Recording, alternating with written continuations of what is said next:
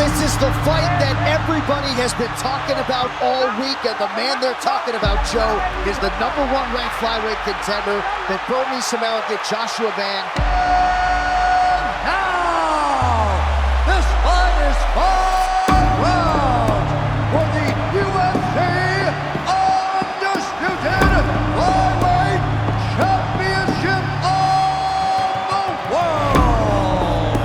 Fifth defense for the Brazilian Pantoja against the Burnley American Joshua Van. Pantoja very aggressive.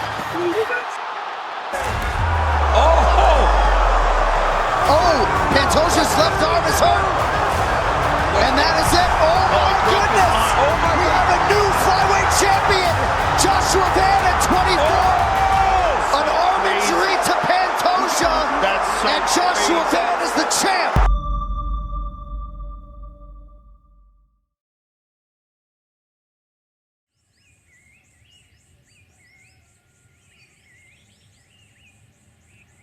Joshua Vanbawi Thong was born in Hakka, Chin State, Myanmar, on October 10, 2001, though the world would eventually know him simply as Joshua Van.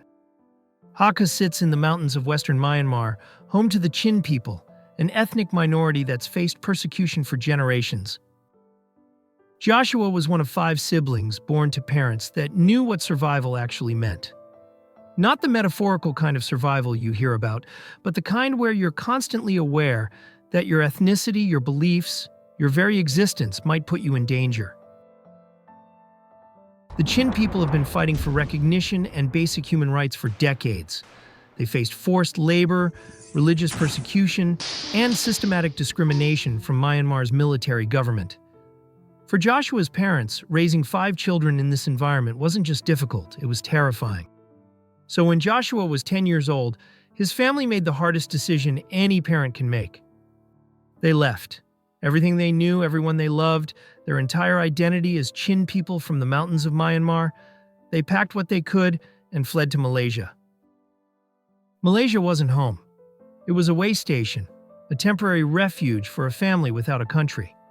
They were officially refugees now, living in uncertainty, hoping that someday they'd find a place where their children could have actual futures.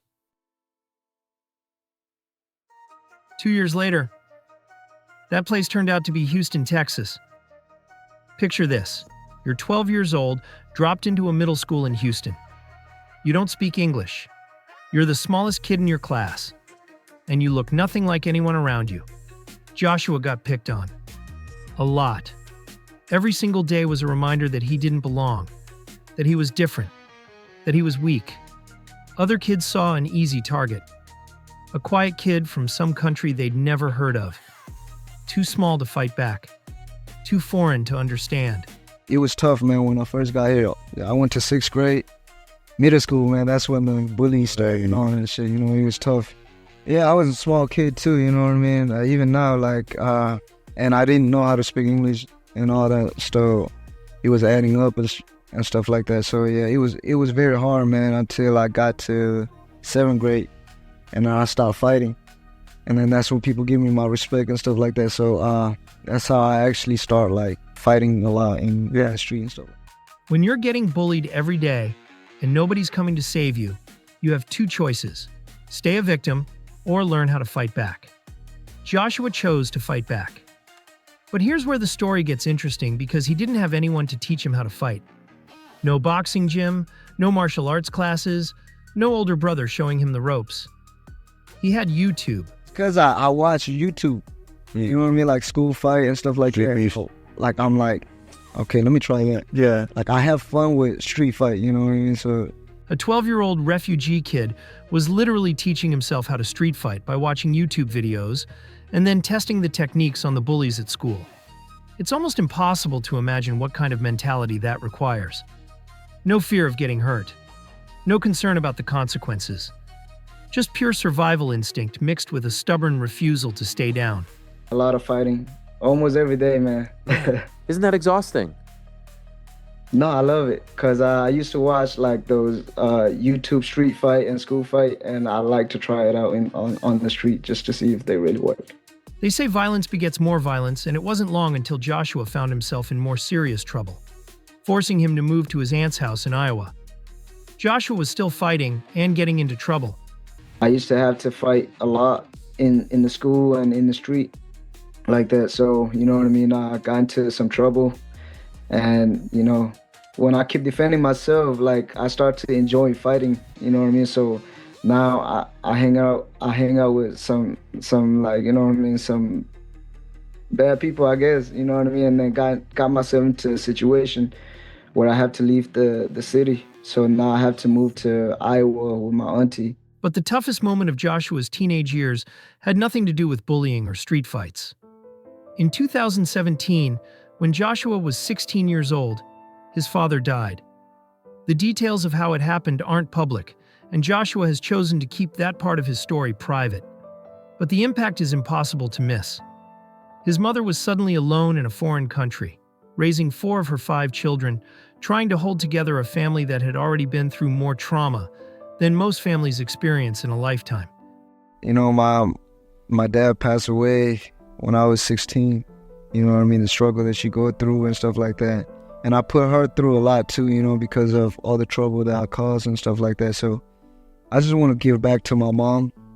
Joshua was now the man of the house, and the struggle was made harder as his eldest sister was still stuck in Malaysia. My oldest sister is still in Malaysia. Okay. You know, she's still in a refugee camp and stuff like that, about to come to the United States. My sister got married, so she had to stay behind. So that's the reason why she stayed there. Oh, wow. Okay. And are you trying to get her to come to the U.S. or is she happy there? Yeah, we're working on it right now. Even after moving to Iowa, Joshua continued getting into street fights. Though he hadn't changed his ways, his aunt said something that would ultimately change the direction of his life. And, you know, when I moved there, it was still the same trouble, fighting every day and things like that. So this one time, I was fighting at the park, and then a couple days later, I got into another fight. And then when I came home, I got like little bruises and things like that. And then my auntie was like, "Hey, come here, let me talk to you." And then she was like, "Hey, man, you think you a real man?" I was like, "Yeah, I'm a real man. Like, I never lost a fight, man." She was like, "You know, a real man, anybody can fight on the street, but a real man fight for his country and his family. And he fight on the stage like Manny Pacquiao." And then that's when I was like, damn. Like, so I can't sleep that night. I was thinking about that shit the whole night. And then the next day I was like, I'm gonna go back to Houston, and can you please tell my mom that I want to train? So that's when like things started changing. Fighting wasn't just survival anymore. It was purpose. It was identity. It was a way to channel all that anger, all that frustration, all that pain from losing his father and watching his mother struggle into something productive. But more than that, fighting gave Joshua something he'd never really had before: respect. In the gym, it didn't matter where you came from or what you looked like. If you could fight, you belonged. And Joshua could fight. His faith became his foundation during this time. He's a Christian, and his social media is marked by Romans 8:31. If God is for us, who can be against us? It's not just a verse, it's a worldview, a belief that his life has meaning, that his struggles serve a purpose, that destiny is on his side. Most 19-year-olds are figuring out college or their first real job. Joshua was splitting time between multiple gyms, 4-ounce fight club, Aslan boxing, temple construction, and active jiu-jitsu, trying to absorb everything he could while also bringing home a paycheck. In December 2020, Joshua made his amateur MMA debut at 19 years old. He'd gone from a young street fighter to a legitimate mixed martial artist in just a few years. The result? Pure violence. 4 amateur fights, 4 wins.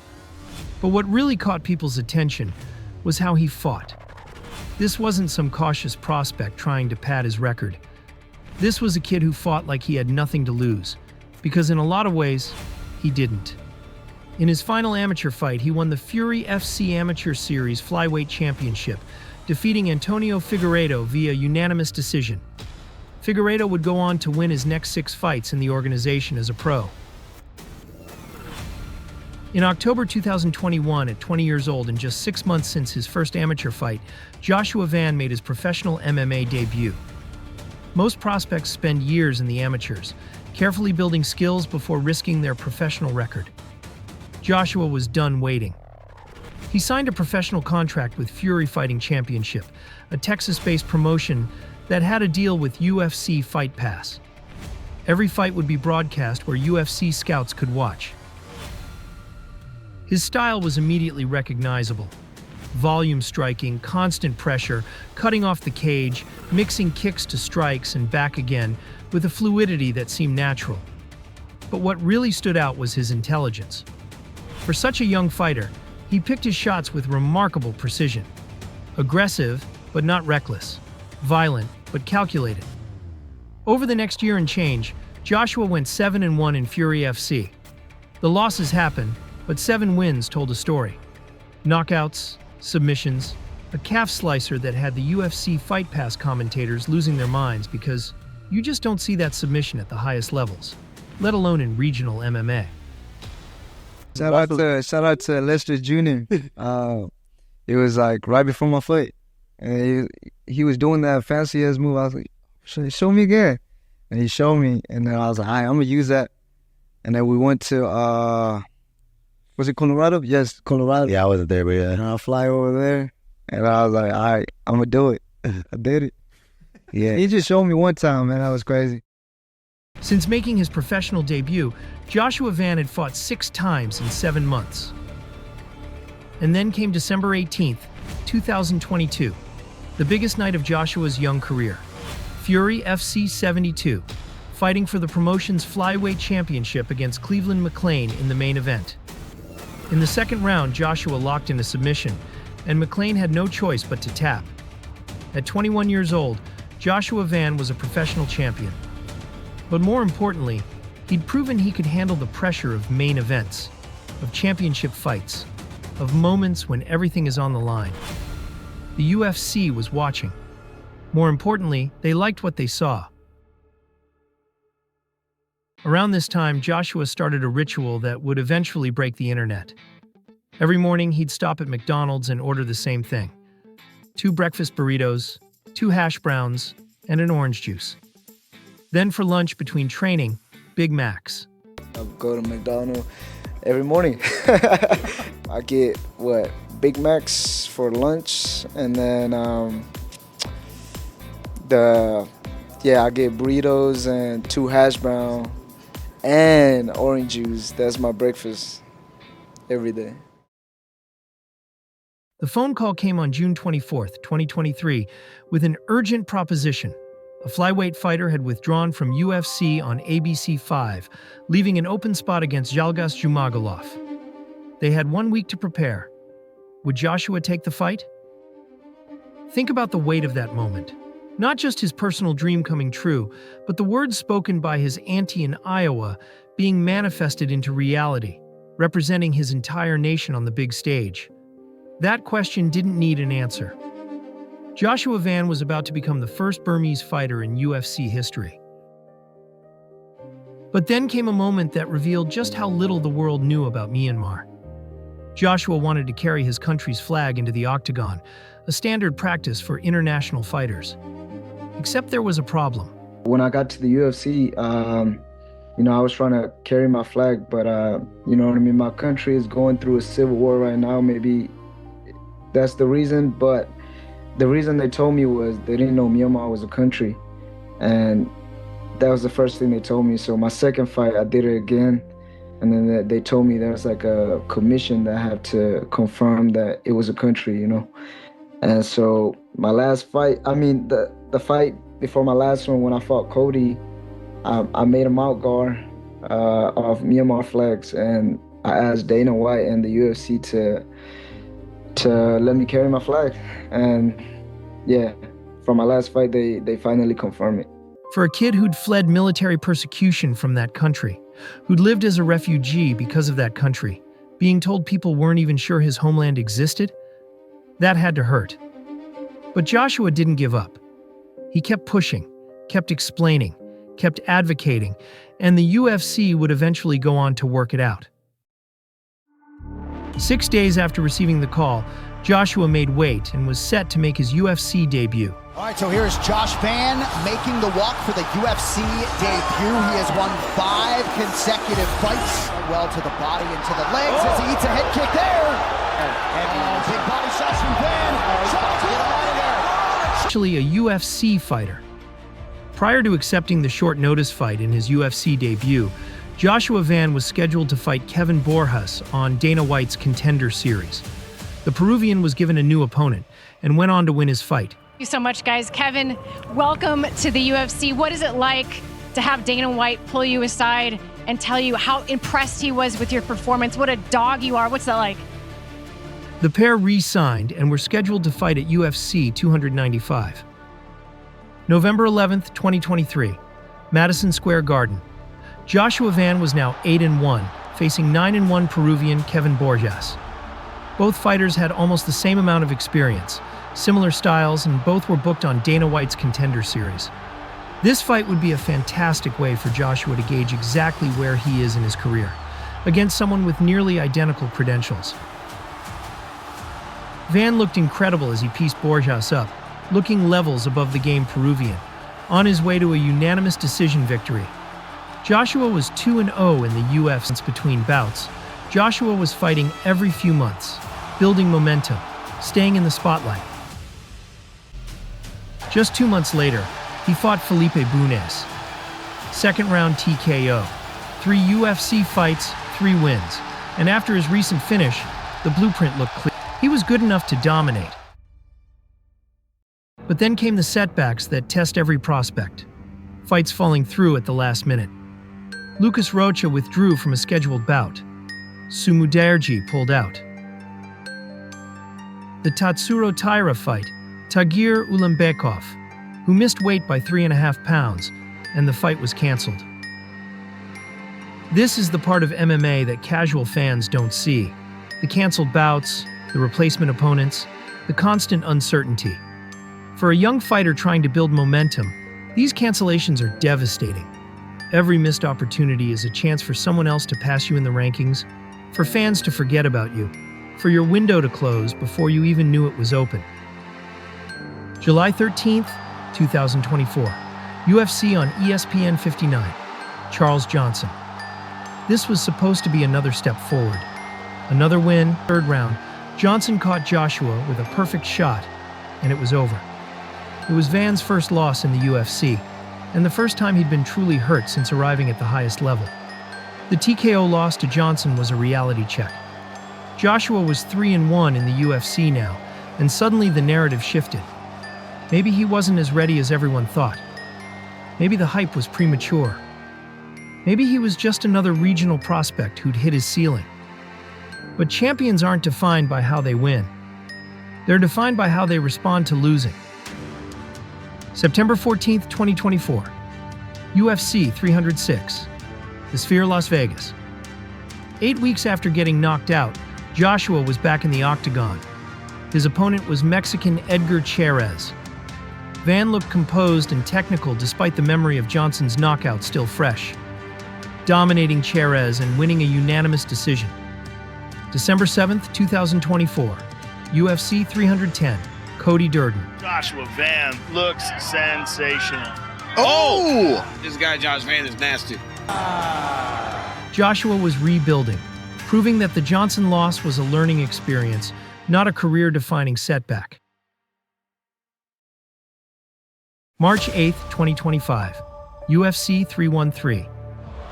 Joshua Van faced Raid Tsuruya, a Road to UFC Season 2 winner and former flyweight king of Pancrase. The undefeated 22-year-old from Japan was 10-0 coming into the fight with 8 finishes. Van was 12-2, coming off back-to-back wins. The second the fight started, history was made, as it was the first fight in UFC history between 2 fighters both born in the year 2000s. Good takedown defense by Joshua Van. Van proved too much for Tsuruya, winning another unanimous decision.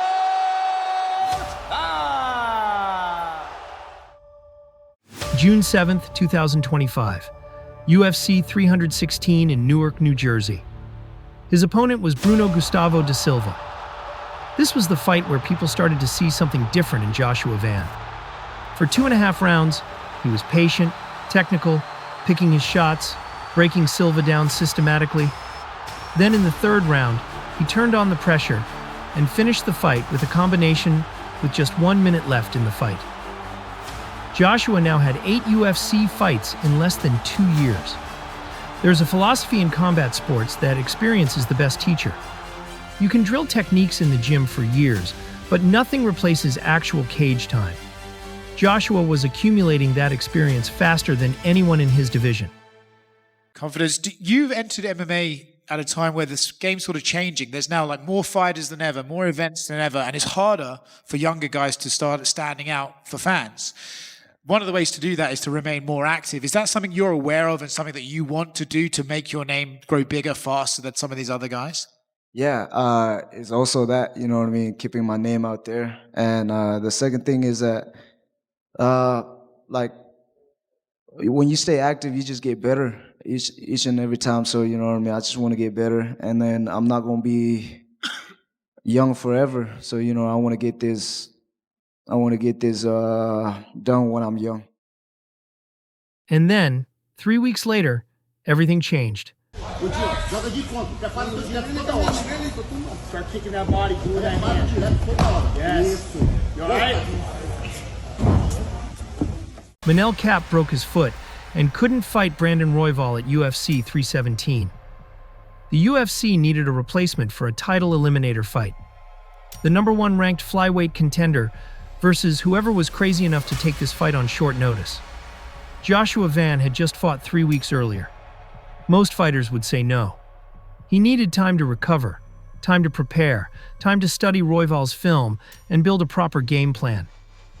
Joshua said yes immediately. This was the biggest opportunity of his life. Number 14 versus number 1, with a title shot waiting for the winner. If he said no, that opportunity might never come again. Dana White announced the matchup and the MMA world collectively shook its head.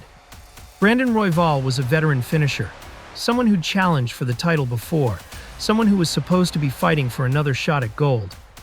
Joshua Van was a 23-year-old prospect who'd just been knocked out by Charles Johnson less than a year earlier. On paper, this was a massive mismatch. In reality, it became one of the greatest fights in UFC history. Just competed 3 weeks ago. The call came in to step up and face the #1 contender, Brandon Royval. We'll see if he can take that #1 here tonight. From the opening bell, both men came to fight. No feeling out process, no tactical circling, just pure violence. Royval brought his signature Muay Thai style and relentless attack. Joshua matched him shot for shot, kick for kick, punch for punch. The first round was chaos. The second round was war. By the time they entered the third round, everyone watching knew they were witnessing something special. And then the statistics started rolling in. By the end of the second round, they'd already broken into the top 10 all-time for combined significant strikes in a 3-round fight. As the final round played out, the commentators were losing their minds. This wasn't just a good fight. This was history. When the final bell rang, the numbers were staggering. Joshua Van landed 205 of 304 significant strikes attempted. Brandon Royval landed 216 of 458 significant strikes. Combined, they'd landed 421 total strikes. 421 in 15 minutes. It was the first fight in UFC history where both fighters landed over 200 significant strikes. Neither man attempted a single takedown. This was pure stand and bang warfare at the absolute highest level. But here's what separated Joshua from just being part of a great fight. In the final minute of the third round, with both men exhausted and the fight hanging in the balance, Joshua found another gear. He landed a massive right hand that dropped Royval and followed up with strikes on the ground before the final bell saved the veteran. Unanimous decision for Joshua Van. 29-28, 29-28, 30-27. The 23-year-old had just beaten the #1 contender in what Dana White would call one of the top 10 fights in UFC history. Fight of the night bonus, obviously. But Dana went further. He announced he was paying Royval his win money anyway, despite the loss. The beginning of the third round, they had already, broke into the top 10 all time for significant strikes. And I think they ended up at 3 all time and, crushed the record in their weight division, and they broke another record too. So the other thing, I'm gonna pay Royval his win money. He took that fight with the number 12 ranked guy on short notice and put on an absolute war. So those two are both going to do well tonight, and it's absolutely positively deserved. However, Joshua Van's night wasn't quite done. Immediately after his victory over Brandon Royval, the UFC's flyweight champion Alexandre Pantoja was set to make the 4th defense of his title against New Zealand's Kai Kara France. Joshua Van made his way cage-side. Flyweight Championship of the world! 35th pro fight for the champ. He has never been finished. Oh, and he got him swinging. Wow. That happened quickly. That's how fast it happens. Fronts desperately trying to stay in the fight. He will not. And still make it 4 defenses for the otherworldly flyweight champ, Alexandre Pantoja. Joshua Van earlier tonight had an absolutely stellar performance. That is here. Where is Josh? Bring it here. Bring it here. Joshua, come on up. I know the whole audience wants to see that.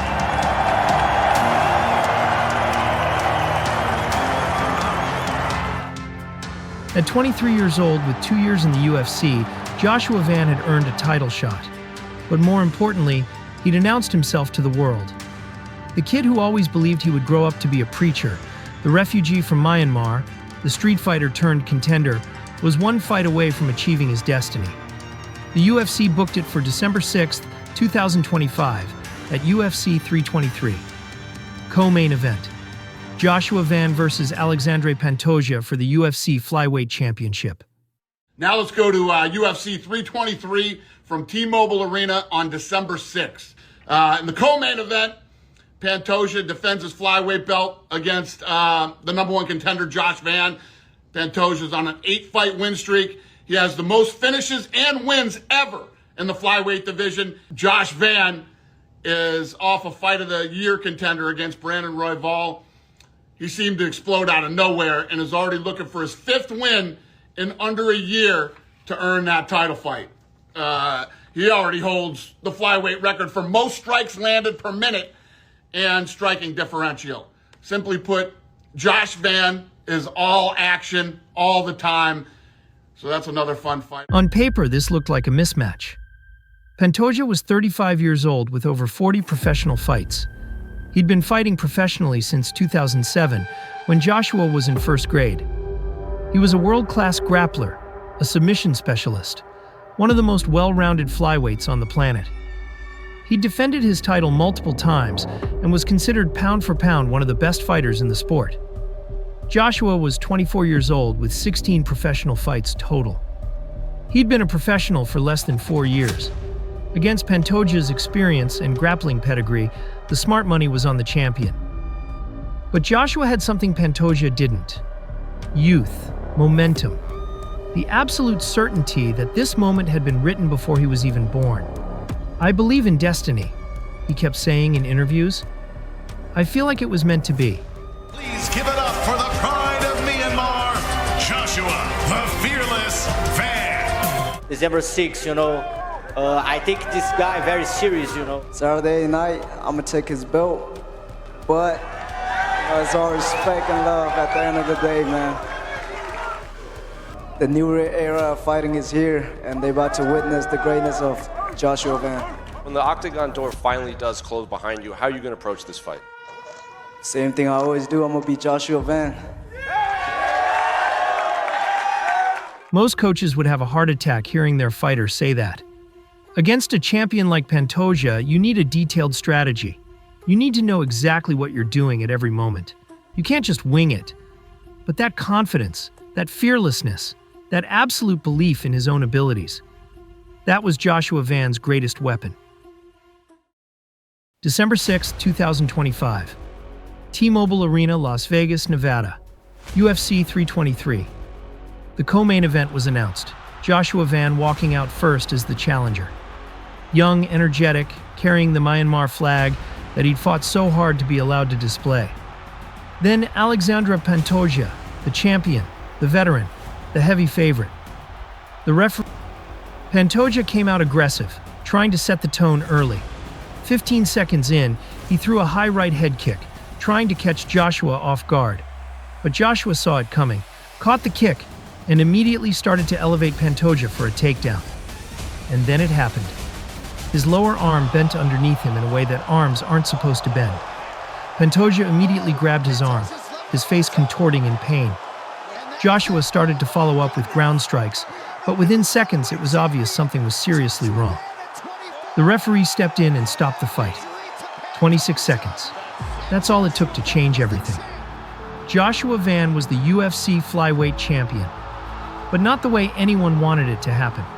In his post-fight interview with Joe Rogan, Joshua's first words were pure class. He's one of the greatest of all time, and I didn't want the fight to go that way. He'd done it. At 24 years and 57 days old, Joshua Van was the second youngest UFC champion in history, behind only John Jones. He was the first fighter born in the 2000s to win a UFC title. He was the first Asian-born male champion in UFC history. And he'd done it representing Myanmar, a country the UFC Commission hadn't even been sure was real 2 years earlier. The aftermath of UFC 323 was complicated. Joshua was champion, but the circumstances invited controversy. On social media, in MMA forums, on podcasts and YouTube channels, people debated whether he'd really earned it.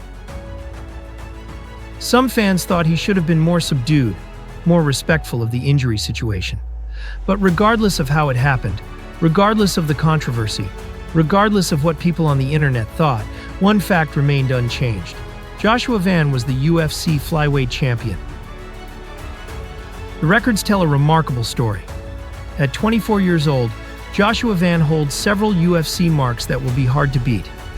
Highest significant strikes landed per minute in UFC history, 8.84. That's not just the flyweight division. That's everyone, every weight class, every era, every fighter who's ever stepped into the octagon. Joshua Van lands strikes at a higher rate than anyone else in promotional history. Highest striking differential in UFC flyweight history, 2.45.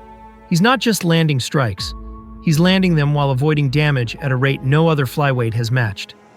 Second most significant strikes landed in UFC flyweight history, 1,099.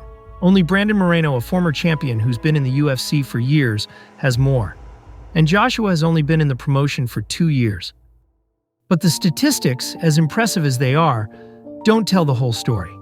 They don't capture what Joshua Van represents. For the Chin community in Houston and around the world, Joshua is proof that their children can succeed despite everything they've been through.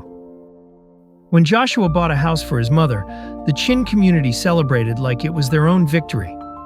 In Myanmar culture, providing a home for your parents is one of the highest honors a child can achieve.